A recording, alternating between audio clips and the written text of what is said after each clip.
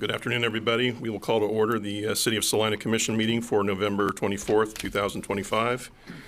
And I'll request staff confirmation that the Kansas Open Meeting Act required notice has been properly provided. Yes. Thank you. On to roll call. Mayor Lankowitz. Here. Commissioner Davis. Here. Commissioner Hoppick. Here. Commissioner Ivy. Here. Commissioner Longbine. Here. All those that are able, please stand and join me for the Pledge of Allegiance in a moment of silence. I pledge allegiance to the flag of the United States of America and to the republic for which it stands, one nation, under God, indivisible, with liberty and justice for all.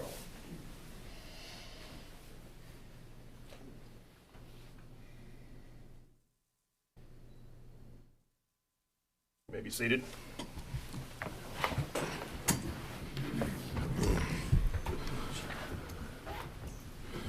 On to public hearings and items scheduled for a certain time. Item 3.1, conduct a public hearing on and consider approval of Resolution Number 25-8317, a resolution of advisability for issuing industrial revenue bonds to A&B Tool Machine. Thank you, and we will now open the hearing. Okay. Good afternoon, Commissioners, Mayor. It's good to be here again with you all to talk about an exciting project that's going to happen here in Salina with your all's assistance and approval.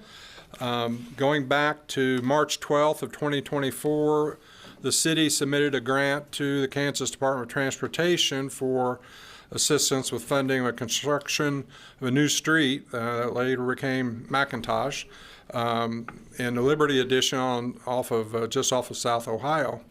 The project on April 10th was approved and the funding was provided. As part of that project, there was two companies involved in that. First was Evergy, their new headquarters for this area, new warehouse facility. That was first, and then later, a second company, which wasn't named at that time, but became A&B, that was A&B Tool Machine, was part of that project. This past spring, they came to us ready to move forward on their project. Currently, they're at 2259 Centennial Road in a 9,000 square foot building that they're currently leasing for their operation. Been there several years, but they're ready to expand. The new building will be 38,170 square feet. It's located on 5.5 acre site there on South Ohio, the corner of South Ohio and McIntosh. The company is planning during the first 3 years will add 6 new jobs, and then by the end of the first 5 years there'll be a total of 10 new jobs in addition to, I believe it's 9 current employees they have now. I think it's actually more, but they'll talk about that. Average wage for their facility is currently $27, a little over $27 an hour, plus an additional over $5.53 for their benefits. The investment for the project is a total of $6,343,390 as estimated at this time. Land acquisition, $135,500. The cost of the construction of the new building is $5,672,415. And then for the machinery and the fixtures, and this machinery is what's considered fixed equipment that goes into the building when it's constructed. So cranes, heavy items that you would not be added in. So those items all total up to that $6,343,390 number. There will be additional equipment brought into the building, but that is not part of the IRB project. So that last line on the first page there, I wanted to clarify that. Equipment is being purchased with the bonds, but not anything that would not be eligible. So as you all know, there's a process we have here in the community for IRBs. Several years ago, the Salina SC EDO was designated as the initial review and coordinating with the city and with the companies. Sarah Steele with Gilmore & Bell does all the legal work representing the city, and she's been involved in this project as well, and is involved in obviously the resolution and all the paperwork that's involved. So as part of that process, this hearing that is taking place now, there's also a requirement for economic impact analysis that's done on the project that I'll discuss here in a minute. So on Thursday, October 23rd of this year, the SC EDO board held its monthly meeting. At that time, representatives, many of the people that we have here today, they'll be introduced a little later, were at our meeting and talked about the project, the need for the new facility, which will help add capacity for their operation. We've got a couple slides here. The first one is just the location for those who are all not sure about where New Macintosh is, but if you've seen the facility that Evergy has, it's just right on the corner. We can go to the next one. And this is the site. Several years ago, this was changed. The zoning was changed on that. So we're looking at the top right-hand corner, north side. Yes, that's the site that the company is going to. And then there'll be 2 other additional sites available for other companies for future use. Next. And this is 2 renderings of the building, what it's going to look like, the layout. I think one of the critical things that was pointed out by the company is if you look at the way the building is located on their site, they basically have the ability to flip that, duplicate that existing building, the new building, onto the back part of the property. So that will give them expansion capacity for the future, which hopefully they'll be needing very soon. But time will tell on that. So as part of that process of the review by the board, we looked at the numbers. We have, if you all will recall, we've got this little spreadsheet we use to determine the amount of abatement that's provided for each project. Based on this, the company, with the new jobs investment, the actual dollar investment in the project, plus additional benefits that they had by being one of our target industries, being already here in the community, and also doing work with other existing local companies, they qualify for the 100% abatement for the 10-year period for the property taxes, as well as the initial sales tax related to construction of the building and the FF&E, the equipment that goes into the building. So we reviewed that. We had give and take with the company. They talked about their plans, why now, why here. And then we got into, as I mentioned already, the economic impact analysis. We're always striving to hit that 1.0 as a definite minimum for the benefit, the cost-benefit ratio. We came in on this project for the city piece at 1.1. The county was 1.11. And then state, of course, always gets the highest number, 2.52. And there is one typo that I didn't catch. 305 should be the school district, not obviously 306. I have no idea where 306 is. So 305 should be the proper one there. So that, and they came in a little bit over 1.0, which sometimes they unfortunately have to take a bite at times. But these were all reviewed, discussed. We did make one change this year, or this project. This was the first time that we used the Kansas Department of Commerce for their economic impact analysis. So it looked a little bit different than what we've been getting from Wichita State, but we were able to save some money with this, and we feel like it's a good tool. Sarah Steele, your all's attorney, recommends it, so we felt very positive about going, and I work very closely with Tim, and he does a very good job doing this. So at that point, my board voted and made a recommendation to the City Commission to support the project, and we're more than happy to answer any questions. I've got Jamie Hall here is going to introduce their team and talk about, and their team will talk about the project a little bit more in depth and answer any questions you all might have, as I will as well. Thank you. Jamie?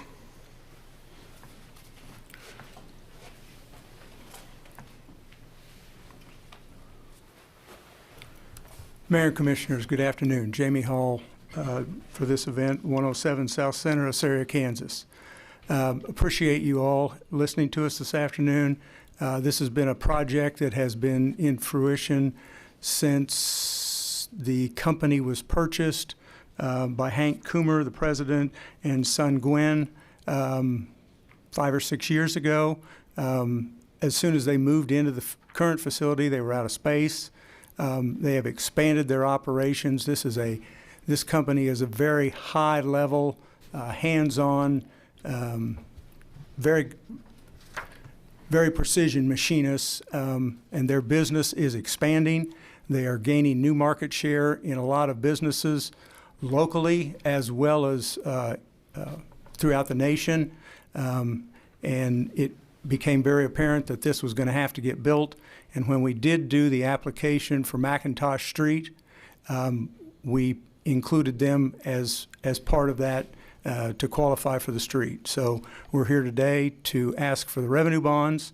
If there's any questions, we'd be happy to answer. We've got the team over here with us. Thank you. Do we have any questions for Mr. Hall? Just one question.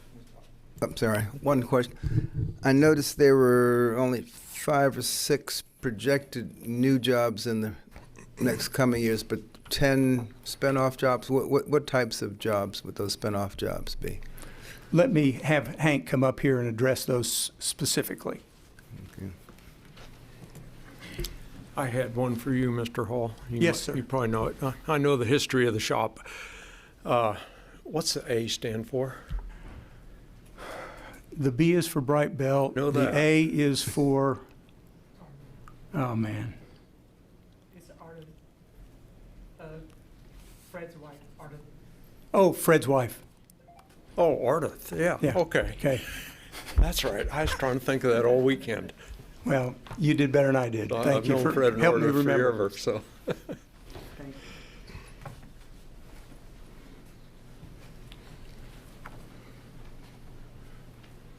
Yeah, the jobs we'll be having are high-end machinist jobs. So we run CNC equipment, and a lot of it's low-run production, but high tolerancing. So it's not necessarily, at some facilities you'd have what are called operators, but what we need are guys that are really attention to detail, and with that comes the higher-end pay for those type of machinist jobs. So. Okay, there was a mention of some spin-off jobs. I don't know why the number 10.7 sticks in my head, but we'll just say 10 spin-off jobs, which I'm assuming was contributing to the justification for a relatively high cost per job. I think you're referring to the jobs that came out of the impact study. The company is going to have 10 jobs in the first 5 years. That additional jobs are probably related to support industries, trucking people that, those spinoff proposals show, if that's the number you're referring to, is out of that study, that's what that number is. So that would be other ancillary support that the company might take advantage of, but not, the 10 ones are the ones that we're counting on this project for the company. 10 new. 10 new over the 5 years. Okay. Yep. 6 for the first 3 years. There's a difference there on the city application that asked for 3 years. The state, some of their information, they asked for 5. So we just included both. So it'll be 6 the first 3 years, and then those other 4 will come in years 4 and 5. Okay. Thank you.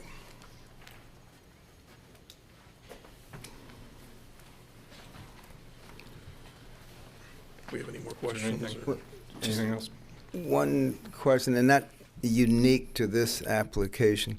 When you add in or do any of our agreements for incentives, when it's an established business in town that's expanding, do we ever maintain that baseline tax rate still being paid, much like we do the tax increment financing, or is it always the whole?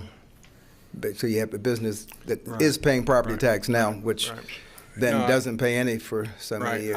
That's a very good question. Yeah, I think the answer is no. So we didn't, an IRB doesn't really allow you to, I mean, we could do a different percentage if we wanted to, but the building that they're in, they're going to leave it so that it'll continue to pay property tax at whatever level it was at. So That that makes property sense. tax doesn't go away, but the way the IRB works, I mean, we have the ability to set the percentage rate, but we don't generally take into account what they're currently paying. That makes sense. Thank you. And we will Okay. be excited about finding somebody to go into that building because we're Right. short on industrial space in the community. Yeah. So what is the timeline on being- Spring started construction, as soon as the weather will allow, and they're thinking by the end of the year, they'll hopefully be in the building. Okay, and workforce, do they perceive that the availability of skilled machinists is going to be there? Well, I think that's part of the process is growing your own as well. That's some of their, if you notice in the application, they talk about entry-level positions at $20. That's somebody with no skills in the trade. So they do train their own. They work with Salina Tech as well as a location to get employees from. And then just the general market, I don't know. Hank? Yeah. Obviously, they wouldn't be building it here if they didn't think they could find the help. Thank you. Thank you all. Okay. Is there any member of the public that would wish to comment on this item?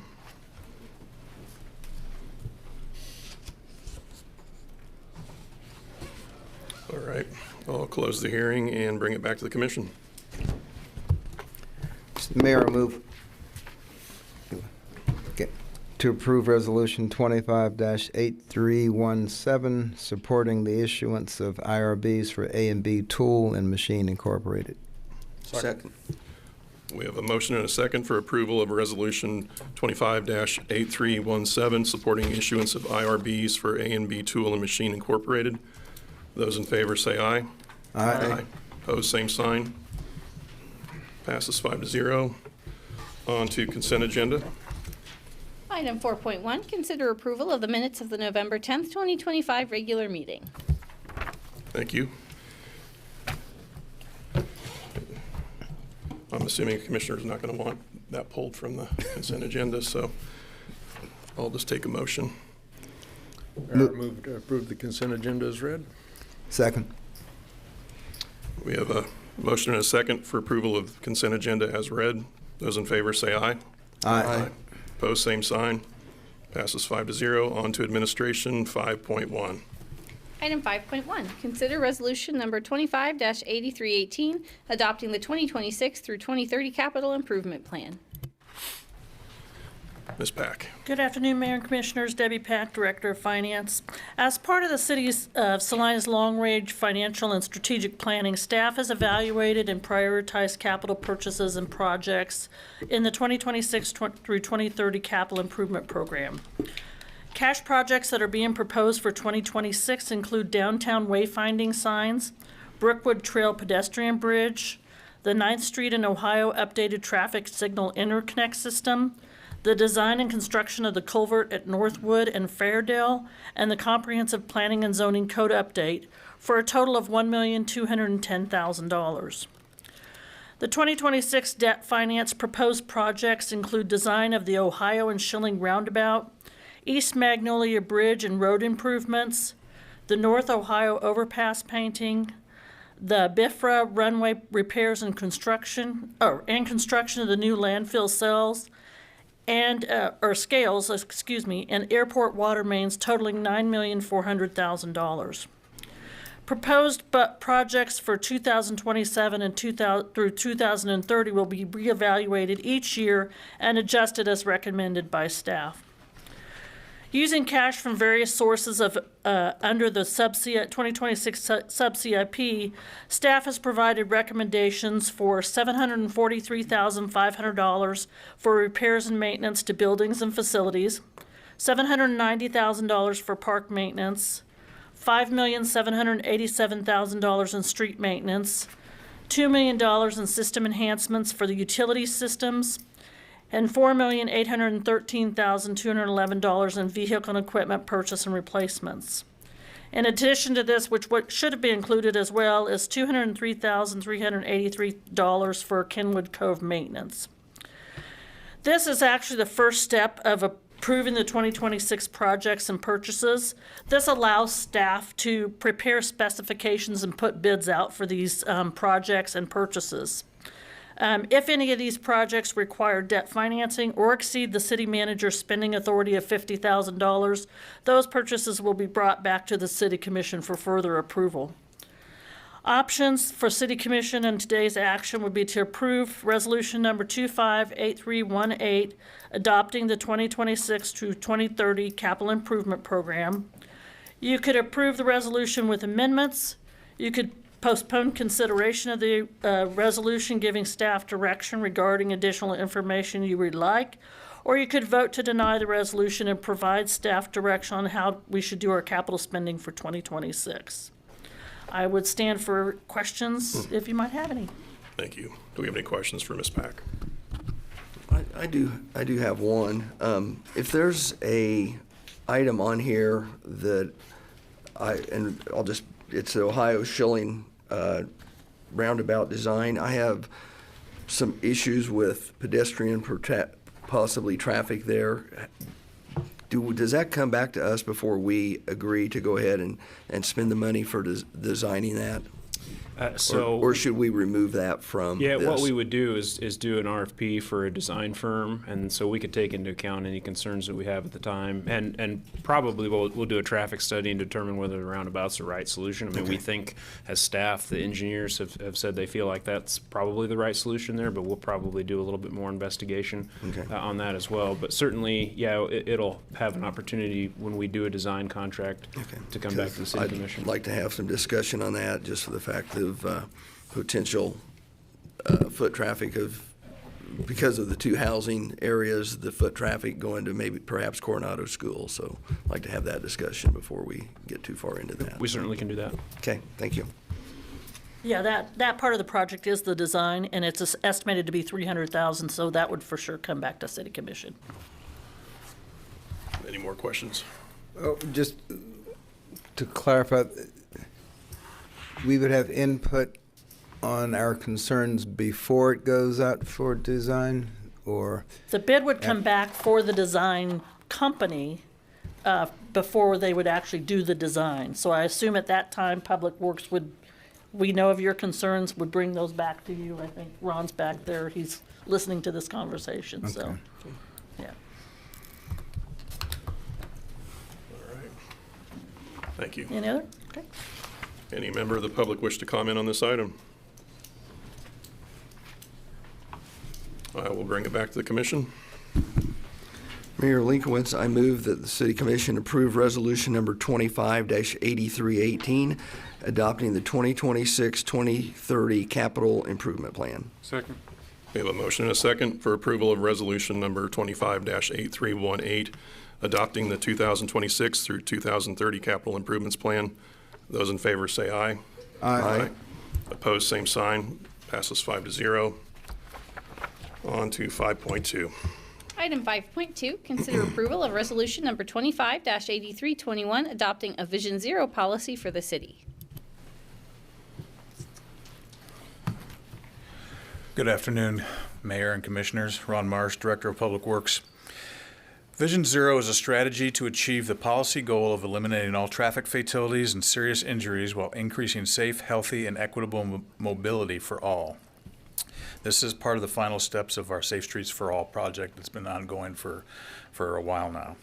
The purpose of the resolution is to establish Salina's commitment to zero fatalities or serious injuries on their roads by 2035, 10 years in the future. The Salina Comprehensive Safety Advisory Team feels that this is an ambitious and challenging goal, but one that is achievable.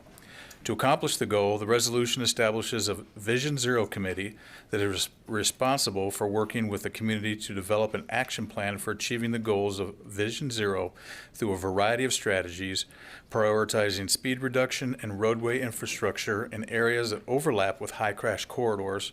Additionally, this model resolution is designed to increase government accountability through a number of public participation and public reporting provisions. A Vision Zero resolution is a valuable tool for formalizing, prioritizing and pursuing policies that can help a local jurisdiction achieve the goal of eliminating crashes that result in fatalities or serious injuries, as well as improving mobility for all.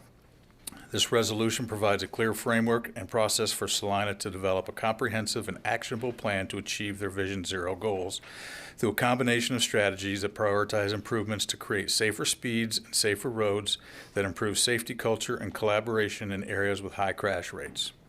Specifically, this resolution commits Salina to the following actions: actively working to eliminate traffic deaths and serious injuries on city streets within 10 years, collecting, analyzing, and using data to understanding trends and potential effects of traffic deaths, creating a Vision Zero committee to develop and implement an action plan that is guided by community input, prioritizing the safety of pedestrians, bicyclists, transit riders, scooter riders, and people with disabilities over the ease of use of personal automobiles. Vision Zero alone cannot eliminate all traffic fatalities and serious injuries or solve all of our traffic safety problems. This approach must work in tandem with other transportation policy and planning efforts, such as complete streets policies, long-range planning, active transportation plans, and new mobility policies. Reducing fatalities and serious injuries is just one component of traffic safety. Collisions resulting in minor injuries, near misses, and issues relating to enforcement and personal safety also affect people's experiences with traffic safety and their perceptions. The fiscal note is there should be no cost to the city except for staff time. However, there could be some future cost considerations if the committee recommends and the City Commission approves projects in accordance with this policy. Your actions today, you have 4 actions today. 1, approve resolution number 25-8321, adopting a Vision Zero policy for the city of Salina. Approve the resolution with amendments as you deem appropriate. Postpone consideration of the resolution to a specified date and time to provide staff direction regarding additional information, or vote to deny resolution number 25-8321, resulting in no official policy being adopted and no committee being established. I'll stand for any questions. Thank you. Do we have any questions for Mr. Marsh?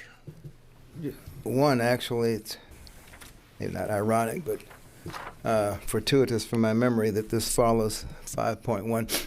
In a not-so-hypothetical situation, at what point would the Vision Zero Committee give input on a potential roundabout at Schilling in Ohio as far as pedestrian safety? I mean, would that plan go through that committee first to make sure it meets, I don't know what guidelines it might adhere to, or, cause I would think that would be the perfect situation in which this committee would have an opinion. That's a good question, Commissioner. That has not been discussed, but it makes sense to do that, so.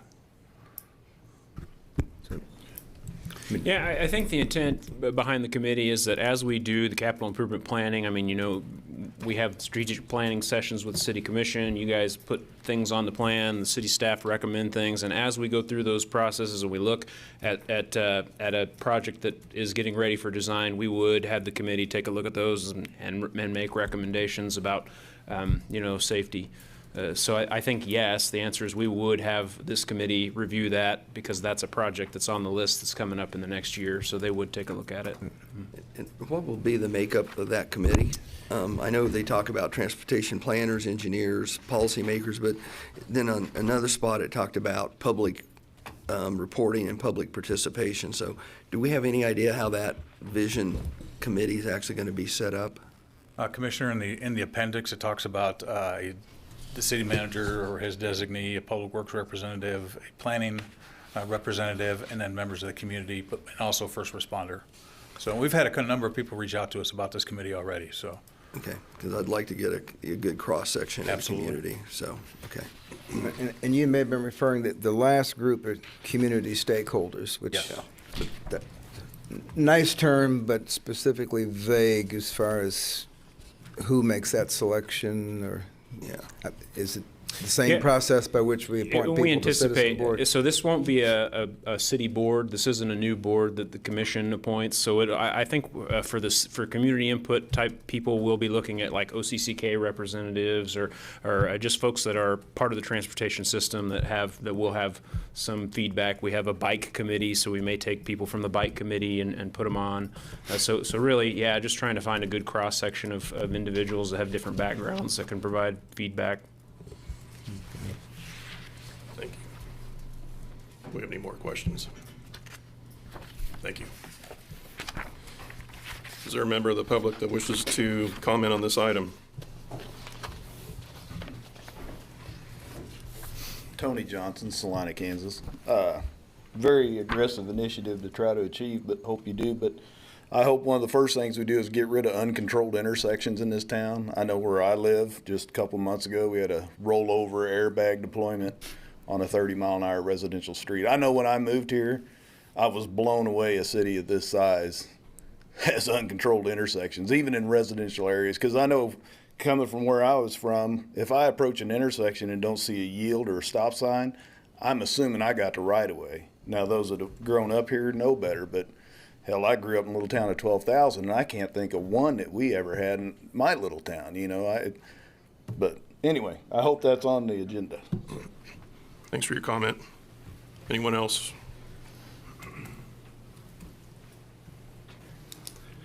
Hello, Brett Wise with Great Plains Trucking. In that, I think it's a wonderful initiative, the safety initiative in driving towards zero. That's a very aggressive goal, but it's a wonderful goal.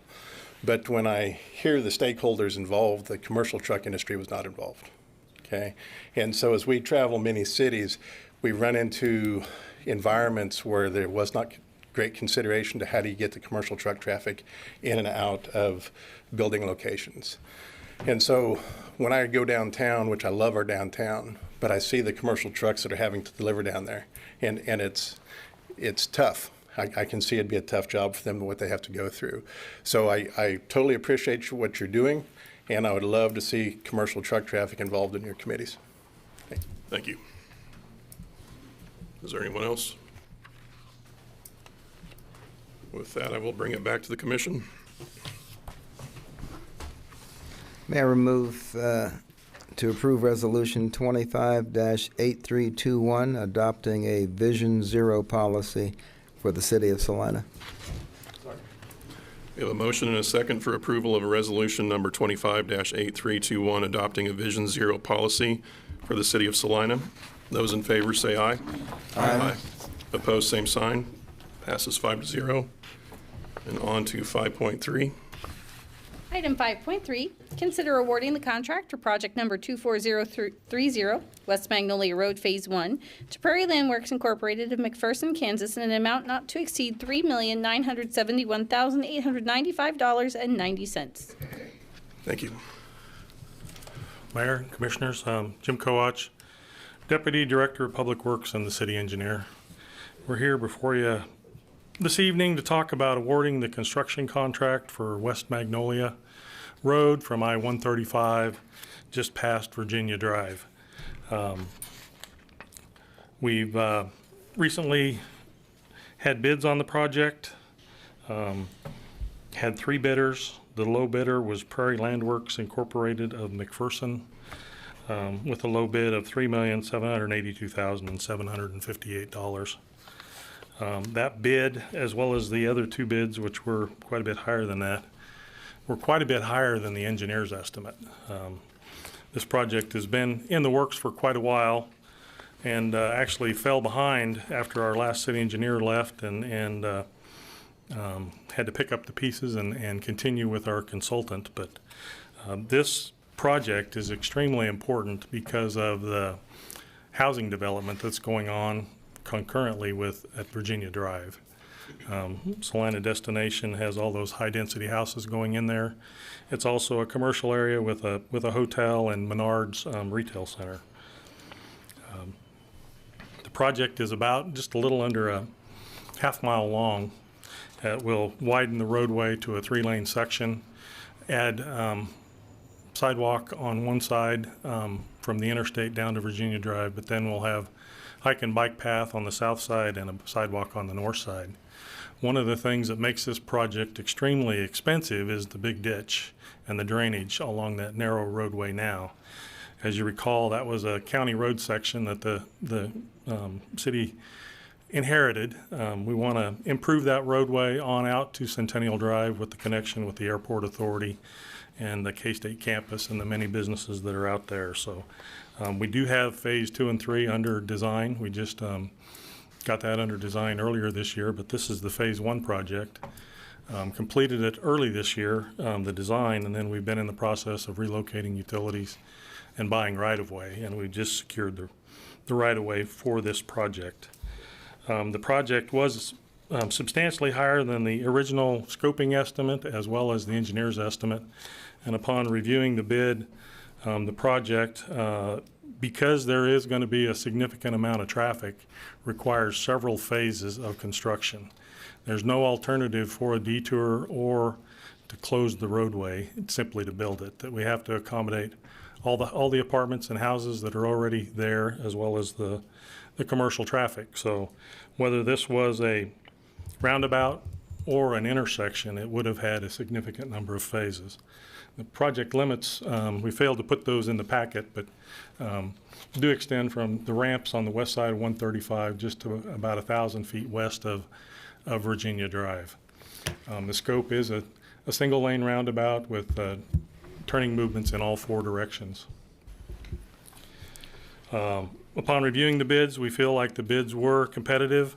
It's a known bidder that has recently completed a significant project for the city, and we are recommending approval. In addition to needing to complete the project for the traffic and with traffic underway, the city was successful in acquiring a KDOT grant for $1.5 million. And because we are running late on this project, we're also bumping up against the time limit for that grant. To secure that grant for $1.5 million, we do need to have it under contract by February, which leaves us no opportunity to try to rebid this or redesign this and maintain that grant. So even though it's higher than expected, we do think the best option for the city is to award the project, get this section built, and then we will continue to design the piece further west and try to get it under construction in about a year. With that, I offer you the options of awarding the project. We are asking for a 5% contingency of $189,137.90. So that, along with the bid price of $3,782,758, brings a grand total of $3,971,895.90. We're asking you to authorize city manager to sign a contract with Prairie Landworks Incorporated once they meet all the pre-requirements of the bid. You can do that or offer amendments or give us direction to do something else. But with that, I'll stand for questions. Thank you. Do we have any questions for Mr. Kowach? Thank you. So if all goes as planned, this should be finished by a year from now? No, that's part of the reason for we required construction by the middle of November next year. One, to try to get it done during the decent weather, and then two, to also get this section of roadway complete before the next retail season for the businesses out in that area. So it'll be open by next year's holiday season. Thank you. Is there a member of the public that wishes to comment on this item? Good afternoon, Jamie Bradley, Doug Bradley Trucking. Just a couple of questions. The $3.9 million cost on this, does that include the additional right-of-way that had to be purchased? Or is that outside of that? Does anybody know? This is just construction. This is just, so the cost of the right-of-way would be on top of that? Yes. Okay, all right.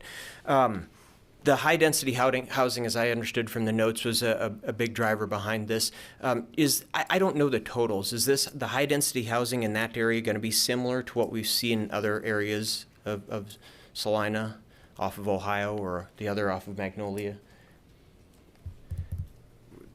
Okay, I just wonder, because we're looking at a different type of intersection here. Well, as a point of reference, there's going to be 500 apartment units Okay. within close proximity of that intersection. Do you know what the others are that are off of Ohio or next to the Central Mall? No, it's not off the top of my head. Okay, I'm just curious how they compare. That's all I was wondering is how they compared. So there's a price tag on this, $3.9 million to construct a roundabout in there. I'm just wondering whether any consideration was given or how much it would have cost to not do a roundabout, to do a signal intersection, or to leave it as a stop sign. I'm just curious what the difference in cost may have been. And I also know that a lot of times the consideration for the roundabout is because it's perhaps a dangerous intersection. I'm just curious whether this has been a dangerous intersection or not. I'm sorry I didn't have a chance to read through all the notes on this, so I'll just leave it with a few of those questions if you commissioners want to consider those or look for answers on them. Thank you. Thanks for your comments. You bet. Anyone else like to comment on this item? With that, I'll bring it back to the commission.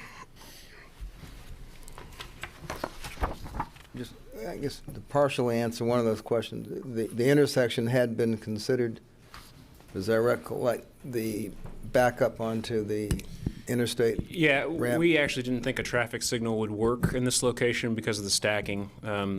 Traffic would stack back up onto the interstate and over the overpass. So really roundabout was the only solution we felt was workable, or that the engineers felt was workable in this location for the amount of traffic there.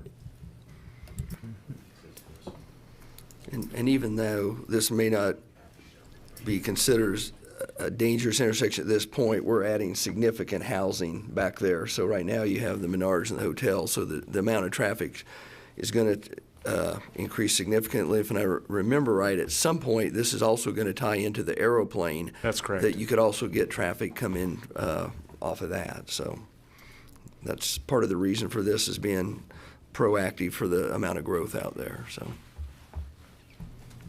Yeah, I think another reason is KDOT likes roundabouts, and they're offering up $1.5 million.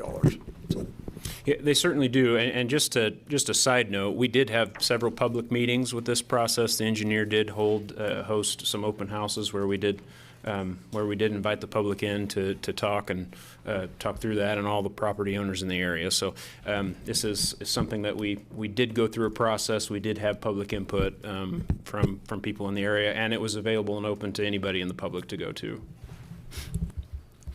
Okay, I guess no one wants to read this real long one, so I'll do it. I move to approve the motion awarding the bid for project number 24030 West Magnolia Road, Phase 1 to Prairie Landworks Incorporated of McPherson, Kansas, in the amount of $3,782,758, with a $189,137.90 construction contingency for a total project authorization not to exceed $3,971,895.90, and authorizing the city manager to execute a contract with Prairie Landworks Incorporated of McPherson, Kansas, upon fulfillment of all prerequisites under the bid documents. Second. All right, we have a motion and a second for awarding the contract for project number 24030 West Magnolia Road, Phase 1 to Prairie Landworks Incorporated of McPherson, Kansas, in the amount not to exceed $3,971,895.90. Those in favor say aye. Aye. Opposed, same sign. Passes 5-0. And on to 5.4. Item 5.4, consider approval of ordinance number 25-11272, calling for a vote of the electors of the city of Salina, Kansas, on a question submitted pursuant to KSA 12-3013. Thank you. Mr. Wood. Yeah, Mayor and Commissioners, as you're aware, the city received an initiative and referendum petition a few weeks ago in regards to repealing existing code Chapter 7, which is our pit bull ordinance. So basically, the petition that was submitted asked us to approve an ordinance that would effectively remove our breed-specific language from the code. At the last meeting, the City Commission had a discussion about how to move forward with that. They really had two options: to approve the ordinance ordinance as it was written, or to call for an election that would allow voters to make the final determination on the ordinance. At the meeting, the City Commission directed staff to explore with the county clerk and election officer details associated with calling a special election. So in the last couple of weeks, we have done that. It will take them a little bit of time to get through the process of getting the ballots prepared and that sort of thing. So we did talk with them about dates that would work for this election. And it looks like February 24th and March 3rd were determined to be acceptable dates. So there are actually two decisions the City Commission needs to make tonight. The first is the date of the election, which could be either February 24th or March 3rd, we need to make the decision about what kind of election this would be. So there is a provision in state law that allows certain types of elections to be all mail ballot elections, and this is one of those. So the city could make that determination. The costs for a direct or for an election at the polls is about $65,000. The cost for a mail ballot election is a little bit higher because of the cost of for postage. I will tell you, I did have the county clerk provide some information about turnout, voter turnout for an election at the polls. Most recent election was 22%. The last mail ballot that was done was in 2016, and that was for a school bond issue, and that was around 40%. But the county clerks indicated that typically across the state, mail ballots do have a higher turn-in. So really, the decision tonight is to pass an ordinance that would either call an election at the polls, or that would call one a mail ballot election. I've got two options for either. Option one is just calling a regular question, and option two would be calling a mail ballot question, and then we'd need to pick the date. And I'd be happy to answer any questions. Thank you. Do we have any follow-up questions? One question I had on the mail ballots, do you know, did that include a bulk rate? No, it did not. So that would be, we do think the cost would be a little bit lower than the $90,000. Not exactly sure. We weren't able to get that estimate. So $90,000 is a pretty high estimate, we think, for that type of election, but weren't able to get you a number as far as how much a reduction would be for using our bulk mailing. Okay. So I do think it would be less. I just can't tell you how much less at this point.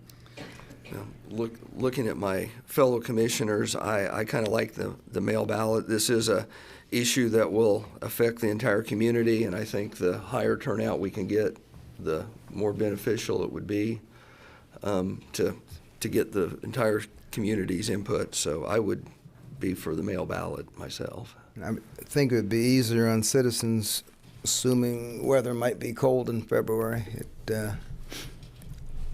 Citizens won't have to pay for the postage, so either drop it in a mailbox or hope your neighborhood. That's true. February, March could limit the number take of it people. in for you. In terms of the date, March 3rd is going to be a big election day throughout the nation.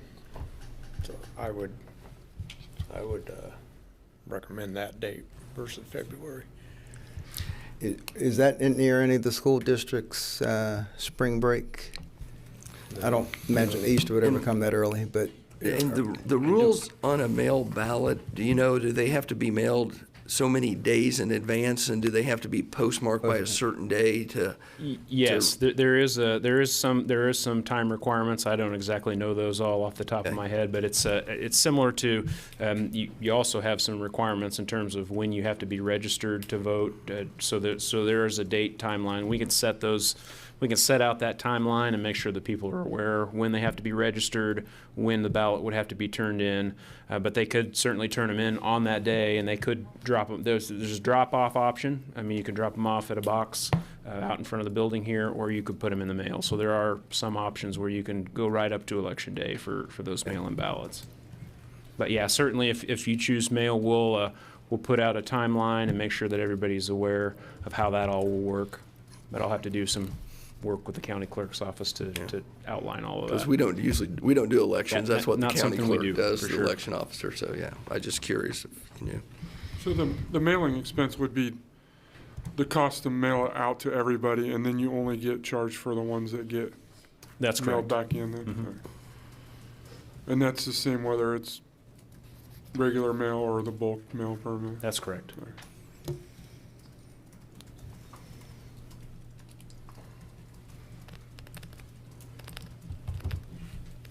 Do we have any local elections March 3rd?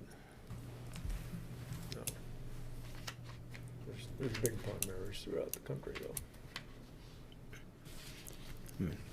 I guess, only reason I don't know if we're getting into spring break time. Does anyone know when spring break for our school districts is? That's mid-March. Right, so it'd be definitely after March 3rd. Is there a rule regarding when it gets mailed out and how much time you have to mail back in, or is it? Yes, there would be a timeline that you'd have to be, it had to be postmarked by a certain date, but I don't know what that date is. I guess my preference is if we can just have this community focused on that one election, February I'd just 20, soon do it earlier so we don't have any Well, I confusion with prefer other. an election at the polls. I'm not in favor of mail-in ballots at any point. I think they're going to be going away in the future.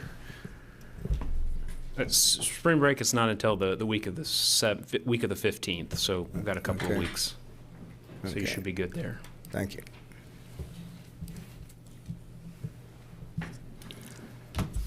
Yeah, I just think the success the school district had with it, I mean, I'd like to get more than 12% people expressing their opinion. It'd be hard pressed to say we'd get more, or even as much as we get in a regular city commission election. So I would think if we want the most input we can get on it would be the mail-in.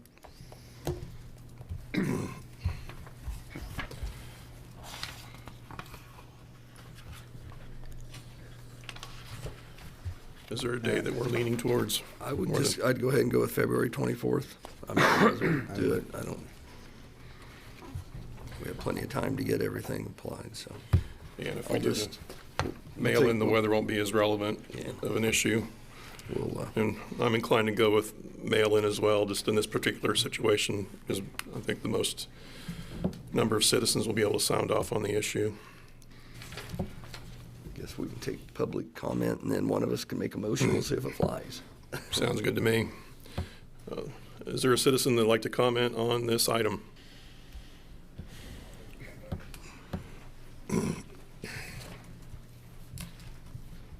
Lauren, I just want to. So how long are you going to allow ballots to be coming in? Because people are getting bills that have been mailed 2 years ago. The reliability of the mail system. I'm getting mail at my place that belongs to the other place that was 2 years ago. That's why everybody should check their address with the what's the official name for the election officer, the right. county clerk's office. Even if you voted from that address for the last 8 years, every year or so, you need to check it to make sure it's up to date. But it's the people that are delivering the mail. They're changing mail people. They get different delivery people. They don't care. They just throw it where they want. This automation, that mail I got goes from clear down there.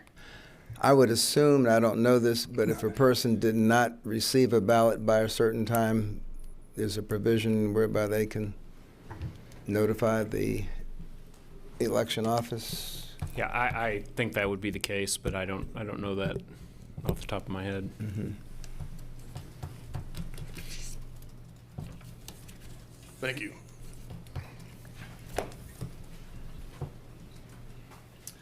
Richard Humphrey, Salina, Kansas. That kind of answered the question I was coming up for, was just to encourage people that do want to participate in this, make sure that their information is updated so that it can be cast correctly. Awesome. Thank you. Anyone else wish to? There we go. Ben Winhill, Salina. Part of this $90,000 for a mail-in balloting, does this include the people that have to go through every one of these ballots to make sure that a registered voter is voting and we aren't having ballot harvesting? So there would be some expense on the county clerk's office to manage counting the ballots and all of that, so. Oh, yeah, because you throw out a $90,000 for postage, and like I said, does that include? Well, it's not I know it's not on the city side, it's on the county side, but does that include the verification of? It's not $90,000 for postage, it's $90,000 total, so there's a. Total? Yeah. So So that would postage is a include, percentage of that, but I don't. because we had this problem in 2020, so not here, but nationally. So we want to make sure that ballot harvesting is not an issue here, and that everybody is a registered voter that's going to vote on this. Thank you. Thanks for your comment. Anyone else?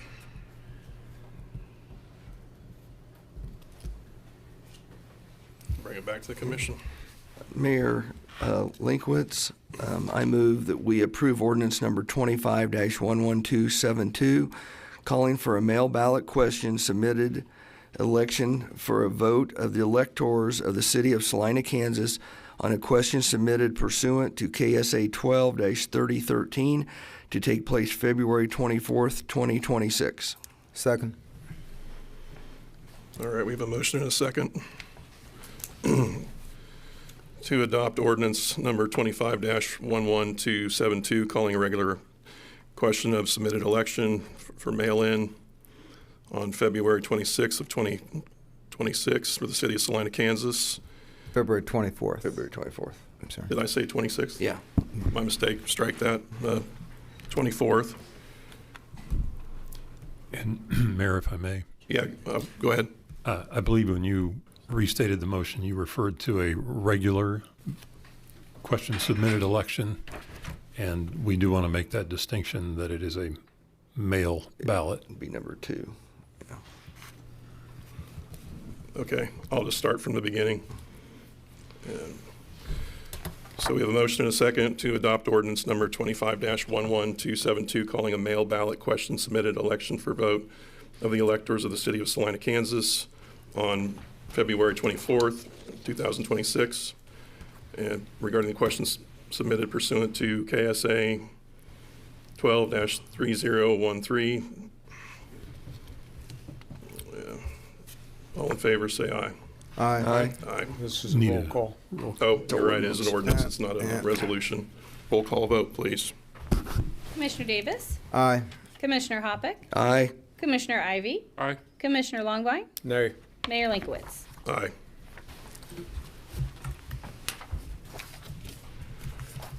That brings us to development business, 6.1. Item 6.1, consider the acceptance of the offered utility and drainage easement dedications from 9 South Development LLC to serve the replat of the 9 South Addition, an 8-lot subdivision of an 8.83-acre tract of land located on the east side of South 9th Street between the Marketplace Apartments and Sam's Club. Okay, before we get started, Mayor Linkwitz, due to a conflict, I will need to recuse myself on this one. All right, affirmative.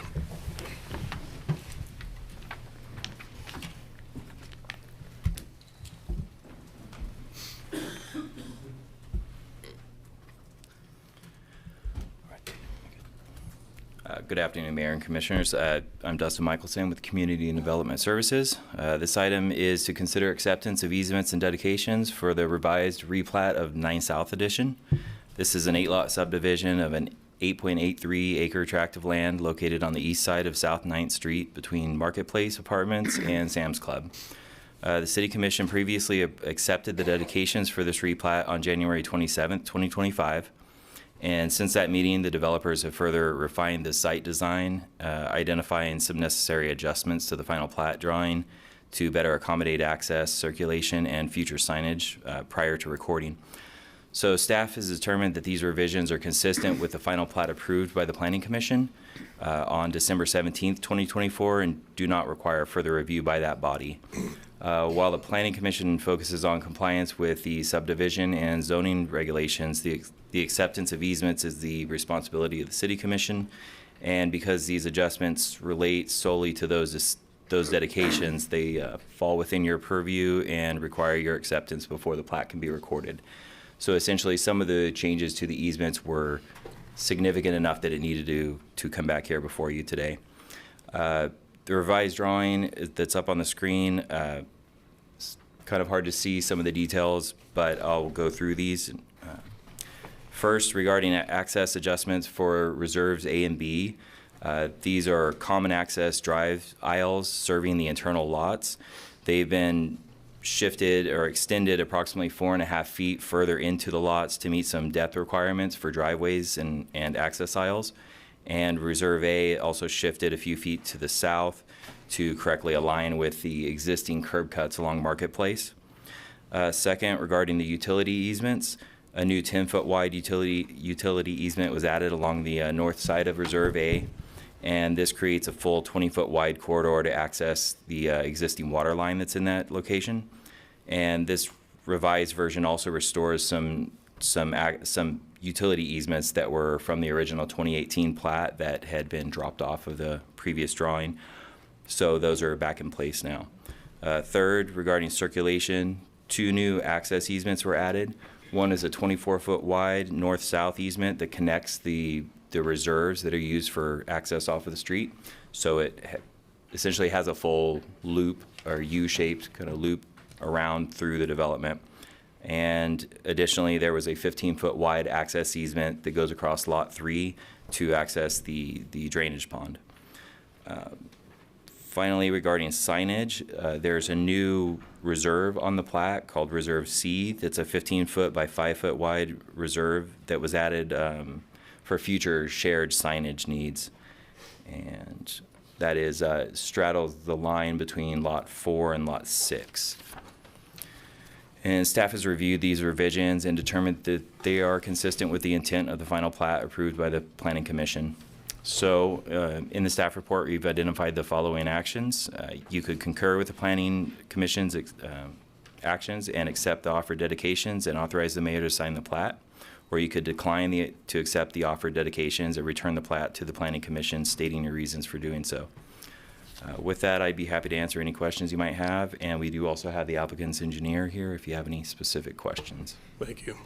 Do we have any follow-up questions? Nope. All right. Thank you. Thanks.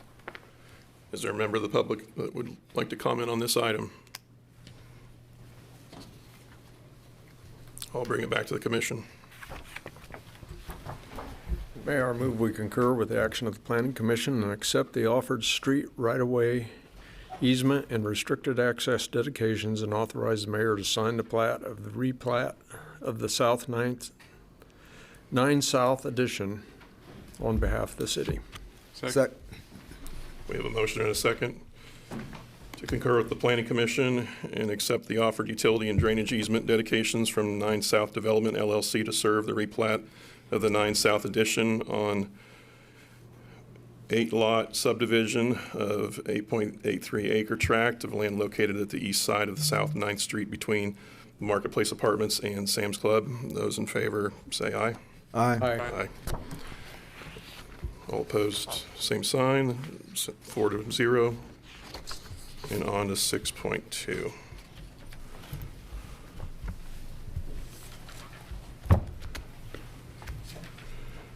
Item 6.2 will be to consider approval of a license agreement with Great Plains Manufacturing Incorporated. Good evening, Mayor and Commissioners. Margie Clem, Deputy Director of Community and Development Services.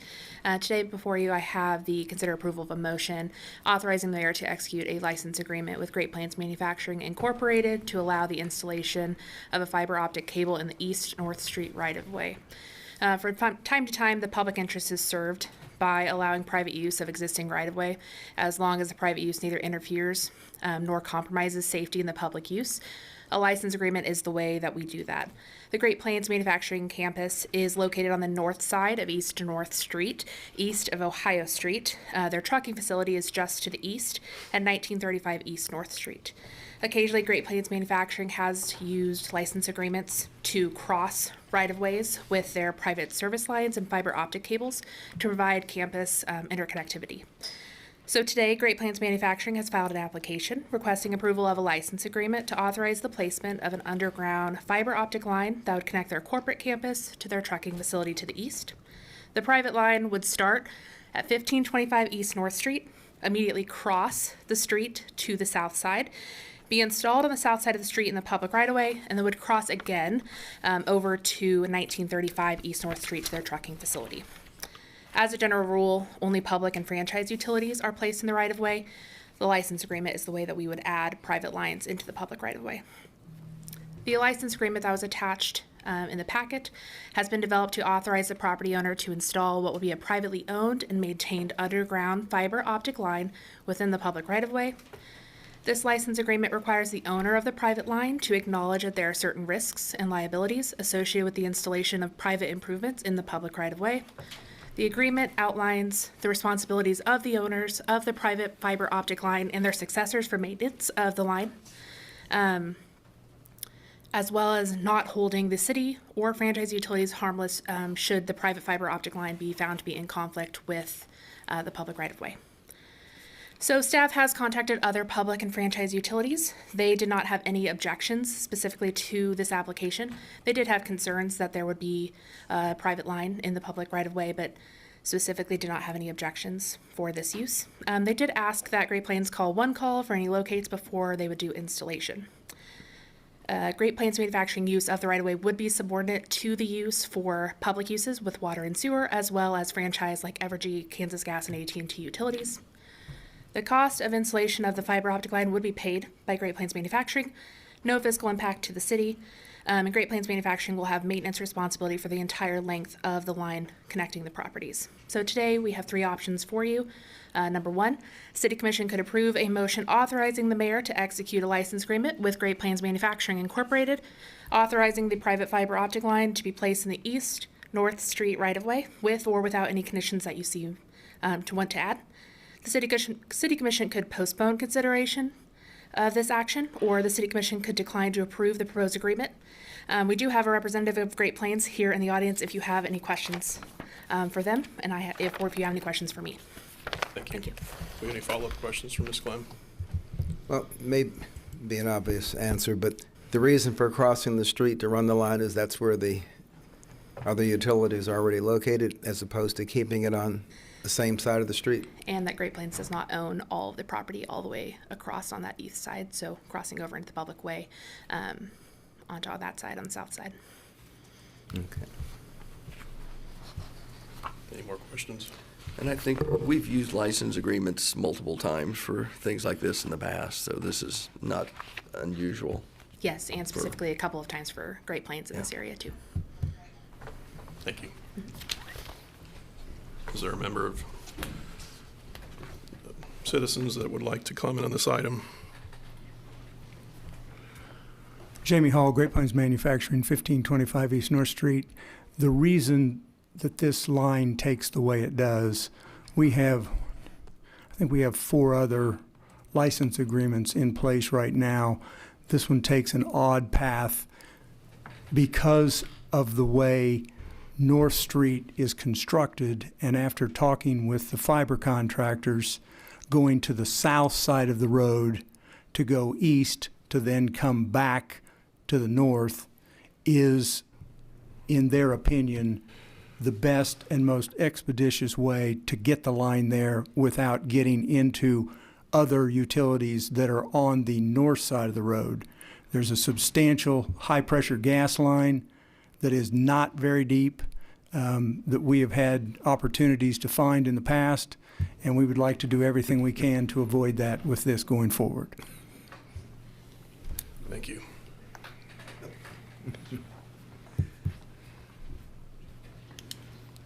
I'll bring it back to the commission. Mayor, I move to approve authorizing the mayor to execute a license agreement with Great Plains Manufacturing Incorporated, authorizing a private fiber optic cable to be placed in the East North Street right-of-way with or without any conditions. Second. We have a motion and a second. Authorizing the mayor to execute a license agreement with Great Plains Manufacturing Incorporated, authorizing a private fiber optic cable to be placed on the East North Street right-of-way with or without any conditions. Those in favor say aye. Aye. Opposed, same sign. Passes 5-0. On to 6.3. Item 6.3, Consider acceptance of an offered public drainage easement dedication from Amazon.com Services LLC on Lot 1, Block 1 of the Airport Industrial Center Number 3 addition to the City of Salina. Commissioners, thank you. Lauren Driscoll, Director of Community Development Services. You have two actions in front of you today related to this property. The first one, as the clerk mentioned, is drainage easement, but that property is an 80.42 acre tract located on the south side of Waterwell Road, west of Centennial Road, and was annexed into the city. It has been rezoned from agriculture to I-3 heavy industrial and platted with 4 separate lots now known as Airport Industrial Center Number 3. One of those lots within there, approximately a little over 20 acres, was purchased by Amazon.com Services LLC and is now addressed 1851 West Waterwell Road. This plat, particularly Lot 1, Block 1, will be moving forward and has started construction for a last mile distribution center. The Planning Commission acted on this plat in August of 2024. It considered an application for the final plat and approved that on a vote of 5-0 with 6 conditions. Today we are specifically addressing one of the action items under condition number 5, and that is that the Airport Authority execute and record the maintenance, private covenants providing for and access and easements for water lines, drainage ditches, and the movement of stormwater off-site. So with that, while the public drainage easement was dedicated as part of the Industrial Center Number 3 plat, a public drainage easement maintenance agreement is needed, and since it was not addressed during the plat, that is being brought forward in front of you today. The easement maintenance agreement will then, if approved today, be recorded and always run with the property. The needed exhibits and easement descriptions have been prepared and have been submitted by Kansas licensed surveyor and are ready for execution and acceptance by this body.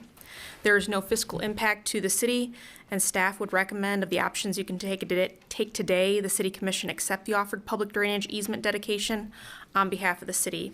If not, you could ask staff to go back and further work this item for you or to decline accepting this easement. Thank you. And I believe the applicant is possibly available on Zoom, but I'm happy to take any questions as well. Okay. Do we have any follow-up questions on this item? No.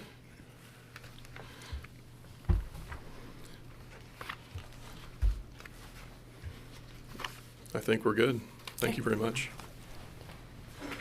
Is there a member of the public that would wish to comment on this item? With that, I'll bring it back to the commission. Mayor, I move that we accept the offered public drainage easement dedication on behalf of the city. Second. We have a motion and a second to accept the offered public drainage easement dedication on behalf of the city. Those in favor say aye. Aye. Opposed, same sign. Passes 5-0. And on to 6.4. And Item 6. hello again. Item 6.4 is to consider acceptance of an offered public water line easement dedication from Amazon.com Services LLC on Lot 1, Block 1 of the Airport Industrial Center Number 3 addition to the City of Salina. Commissioners, as I mentioned earlier, we're speaking of the same piece of property.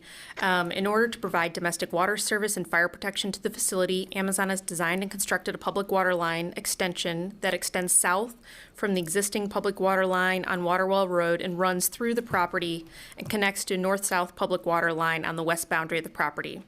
As this was designed to be a public water line, it serves 2 fire hydrants and needs the public water line easement in order to dedicate that. So, as I mentioned, this is also a requirement of the plat. The needed exhibits and easement descriptions have been prepared and are submitted by a Kansas licensed surveyor and are ready for execution and acceptance by you.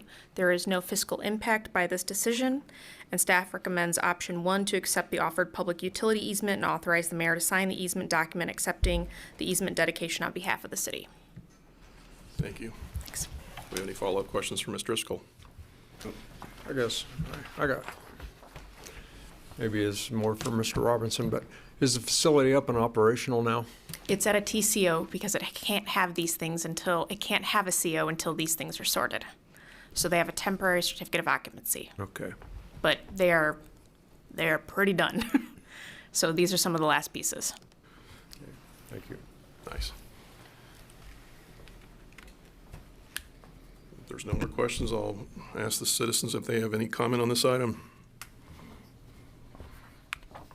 And I'll bring it back to the commission. Mayor Linkowitz, I move we accept the offered public utility easement and authorize the mayor to sign the easement document accepting the easement dedicated on behalf of the city. Second. We have a motion and a second to accept the offered public utility easement and authorize the mayor to sign the easement document accepting the easement dedication on behalf of the city. All those in favor say aye. Aye. Opposed, same sign. Passes 5-0. And that brings us to other business. Any commissioner have other business they wish to discuss? I had one thing. Received property tax statements last week. And as I went through line by line, there was one taxing entity that had a minus sign that went down. That's the city of Salina. Out of the 7 taxing entities, the city of Salina's tax went down. Definitely worth noting. Thank you. Anyone else? There should have been applause for that. You'd think. Probably not. That brings us to Citizens Forum. Please keep your comments within the 3-minute time constraints. Please and thank you.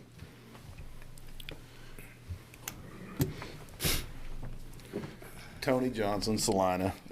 First off, I want to thank you all for allowing Mr. Bradley a couple weeks ago when we were talking about the roundabout to speak, and I like the back and forth. I think we need more of that input between citizens and the commissioners without all the pomp and circumstance where we can just openly discuss it. I thought that was really good. And I'm glad you all tabled it for now to gather more input. You're right. The property tax statement did go down. And Commissioner Hoppick told us, you know, how low ours is. I just wish you all could convince businesses how low it is too, not just the citizens. So anyway. I didn't say it was low. I said it was lower than others I compared right. it to. So. But I'm saying, you know, I don't want to let's let these businesses know how low it is too. Like, man, you're getting a heck of a deal. Just like, Cozy Inn, I hope we're done with that. Geez, I hope we're done with that. I mean, that's enough egg on our face. You know. Lastly, though, Mayor Linkowitz, the language you used to a private citizen in the last meeting, I wasn't here. I saw it online. I had to leave. But to me, that crossed the line. When private citizens on this side of the podium, we have to follow the law. We don't have to follow your policies. We don't have to follow your guidance. We just have to follow the law and what the Constitution says. I mean, we can use curse words on this side of the podium under the First Amendment. Supreme Court's ruled on that. I mean, it could get ugly on this side. And I don't think, looking back on it, I don't think it was a direct attack on you. But I do have the resolution adopting the ethics policy of the city of Salina. Section 4, paragraph F says to you all are, anybody associated with the city and its officers should treat all persons with courtesy and respect at all times. And I know you got mad. I get it. I used to officiate high school basketball back home. Believe me, I get it.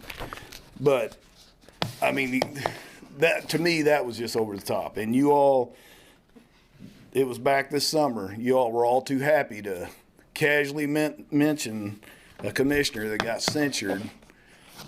From the information that I gathered, he just provided a public email to the public citizens as a public official, and so for some reason that was wrong. But I would recommend you guys to think about that and maybe go back and watch that and what was said, because I mean, that was personal. You got way personal. And anyway, I'm not saying I could do a better job. I'm just saying if you're there, you know, you're held to a higher standard. So anyway, thank you. I appreciate your comments.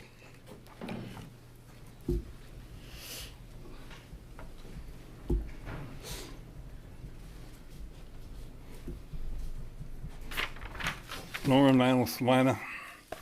On your 9th and Waterwell Road, stop and block traffic north and southbound lanes.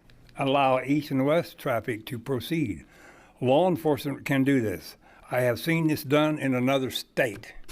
In North Long Beach, California, they would stop the north and southbound traffic and allow the east and west traffic to go. Law enforcement can be there anytime they want from 7:30 to 1 a.m. Schedule this with the trucking industry. After all, they have the biggest stake in this. North Long Beach, California. I watched it work. I wasn't there every day, but I seen it work. We did it. So you won't need a roundabout. You won't need stoplights. It's a bigger city than Salina. Thank you for your comments.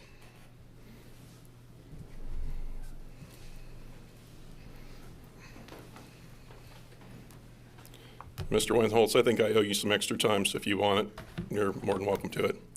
Thank you very much, Mayor. Now you're putting me on the spot. I want to shift gears a little bit. This is in regards to the residential permit fees and inspection fees that you are giving developers here in town for nothing. I did my homework this week, and this comes from the comprehensive fee schedule of 2023. I don't know if the numbers have changed and went up since then, so every number I have here might be a little less than it is today. I based this off of an average family unit, which is a 1 or 2 family unit building. I based it off 1,068 square feet, and that comes in, according to the fee schedule, 63 cents a foot, which comes into a permit fee of $673 per unit. If you do a single car garage, I figured 450 feet. That came in at 122, and then there's a planned review fee of $56 for each one. With that, the 3 that I want to bring into the mix as far as what they got would be, first one would have been Southview. Their total with the single car garages came in at $91,908. Magnolia Village Apartments, the 504 that you mentioned earlier out by Menards. They have no garages, but they came in at $367,416. Aeroplanes with double car garages. They are supposed to have 338 units when they're complete. All of these are when they're complete. Southview had 108. Aeroplanes had a savings of $324,142. So all 3 developers put together come from a total of money that they could put into their pocket of $783,466.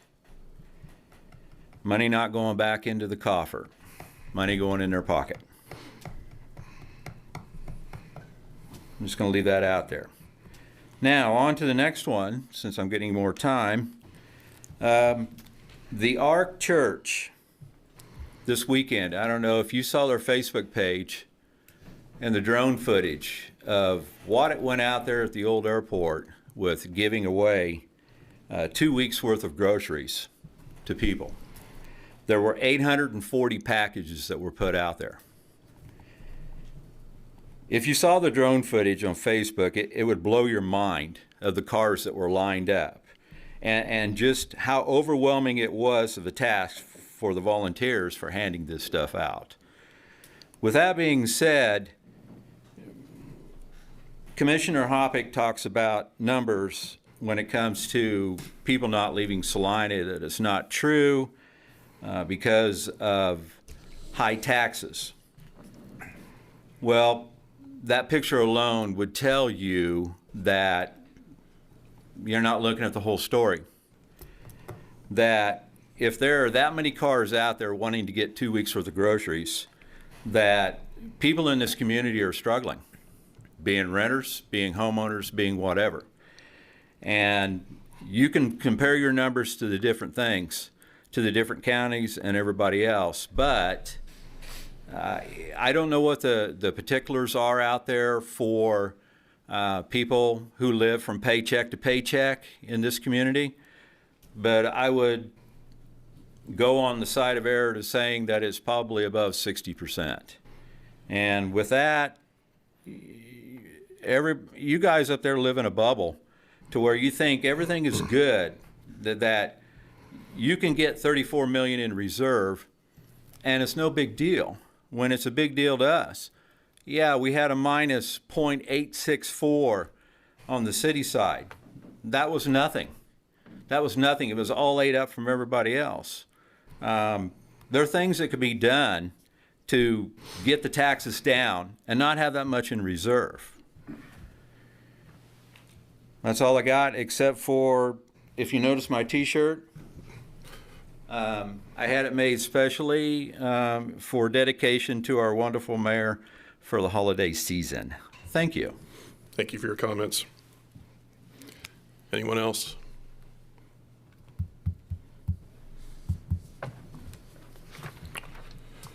No. That brings us to executive session. How much time do you think we'll need? I think we can start with an hour. We want to 5 before we start, or? Yeah. Yeah. Okay. I move the city commission recess an executive session for 60 minutes after 5 or 10 minutes. 5-minute break to discuss with special legal counsel the subject of legal considerations relating to the Cozy Inn versus City of Salina case based upon the need for consultation with an attorney for the public body, which would be deemed privileged in the attorney-client relationship pursuant to KSA 75-4319B2, with possible action to follow. We will resume at 6:30. Second. We have a motion and a second to recess for 5 minutes and then go into executive session for 60 minutes to discuss with special legal counsel the subject of legal considerations related to the Cozy Inn versus City of Salina case based upon the need for consultation with an attorney for the public body, which would be deemed privileged in the attorney-client relationship pursuant to KSA 75-4319, Section B, subsection 2, and we will resume at 6:30 p.m. Those in favor say aye. Aye. Opposed, same sign. Passes 5-0.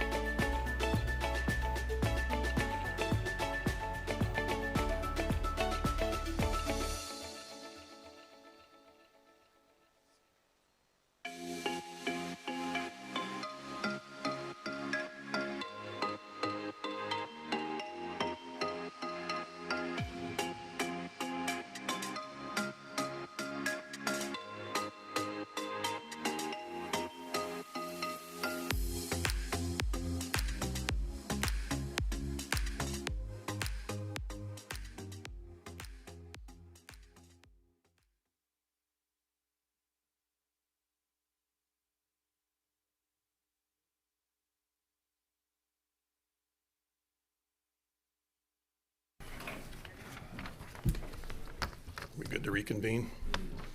All right.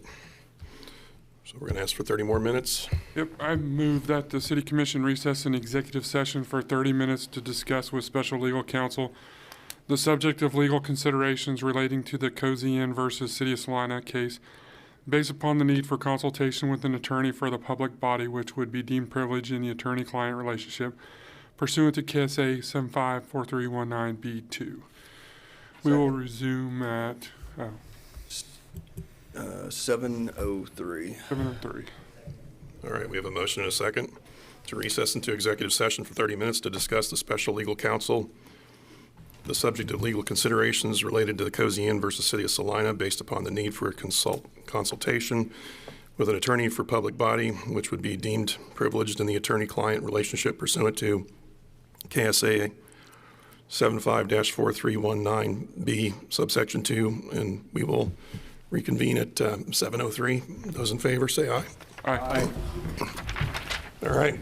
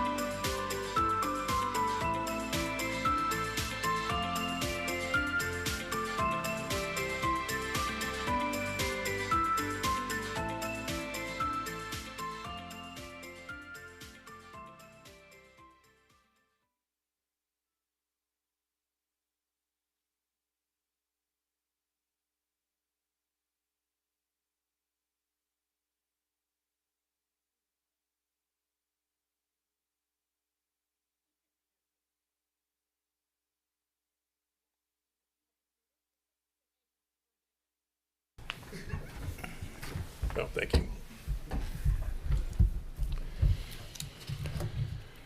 Okay, I move the city commission recess an executive session for 15 minutes to discuss with special legal counsel the subject of legal considerations relating to the Cozy Inn versus City of Salina case based upon the need for consultation with an attorney for the public body, which would be deemed privileged in the attorney-client relationship pursuant to KSA 754319B2. We will return in session at 7:20. 7:20. Second. We have a motion and a second to recess into executive session for 15 minutes to discuss with special legal counsel the subject of legal considerations related to the Cozy Inn versus City of Salina case based upon the need for consultation with an attorney for the public body, which would be deemed privileged in the attorney-client relationship pursuant to KSA 75-4319B, subsection 2. And we will be back at 7:20 p.m. Vote. All those in favor? Aye. Aye.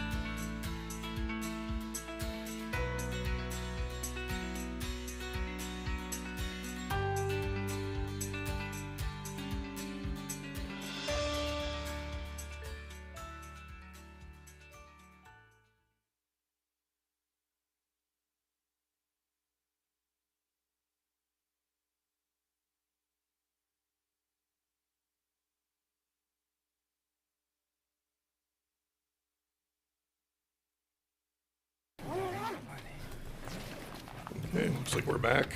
Mayor Linkwitz, I move that we adjourn. Second. We have a motion and a second to adjourn. Those in favor say aye. Aye. Aye. We're adjourned.